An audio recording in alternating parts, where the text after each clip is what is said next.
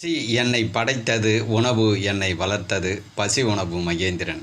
பசி எடுத்துதா? சாப்பிட்டீங்களா? மிக்க மகிழ்ச்சி. என்னாலேயே நீங்கள் பேச முடியுமான்னு தெரில, வெறும் சிரிப்பு தான் அதிகம். இன்றைக்கி ஒரு நிகழ்ச்சி கேட்டேன். அந்த நிகழ்ச்சியில் நடந்ததை நினச்சி என்னுடைய பழைய காலத்துக்கு போயிட்டேன்.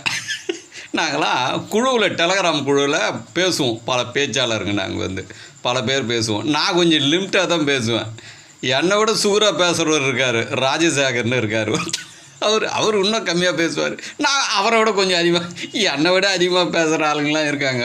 அவங்களுக்கெல்லாம் உங்களுக்கு ஐயா, இந்த குருநாதர்னாவே ஏன் நீங்கள் இவ்வளோ இப்படி பேசுகிறீங்க, இந்த குருநாதர் இப்படி ஏதாவது சொல்லிக்கினே இருக்கிறீங்களே அப்படின்னு உங்களுக்கெல்லாம் ஒரு சந்தேகம் வரும். சொல்கிறாரு, நானே குருநாதராக இருந்தவன். நீங்களாம் எப்போ மாட்டுவீங்கன்னு பார்த்துனுப்போம். மாட்டிங்கன்னு அவ்வளோதான், டமாட்டம் ஆரம்பிச்சிடுவோம் கச்சேரியை. அதெல்லாம் தப்புன்னு நீங்கள் உணர்ந்துட்டு, அதனால தான் இப்படி மாற்றி பேசிங்கிற. தப்பு வேஸ்ட்டு, போகாதீங்க, ஏமாறாதீங்க.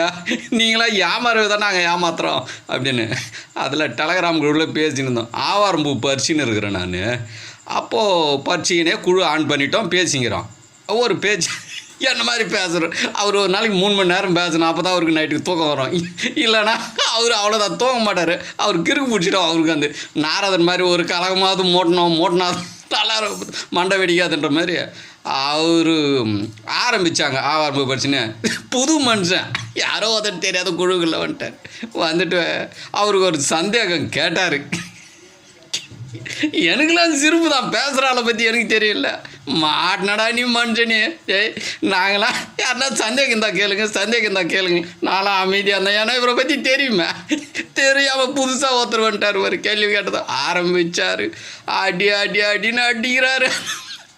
10 நிமிஷத்தில் குழு விட்டு வெளியே ஓடிவிட்டார். கேள்வி கேட்டவர் தெரியாத கேட்டேன்னா இதோட நான் கேள்வி கேட்க மாட்டேன் யாருக்கிட்டே நான் அப்படின்னு ஓட்டார். அவர் 3/4 மணி நேரங்கிட்ட பேசிட்டு தலையை சொல்லிடுறாரு. ஏதோ கேள்வி கேட்டாங்களே என்ன. வேற ஒருத்தர் சொல்கிறாங்க, ஐயா அவர் 10 நிமிஷத்தில் குழு விட்டு ஓட்டாருங்க ஐயா வெளியா. புரியுதுங்களா? இதை புரிஞ்சுங்க. இது மாதிரி குருநாதருங்க இருக்காங்க. உஷாராக வாழுங்க. நன்றி, மகிழ்ச்சி.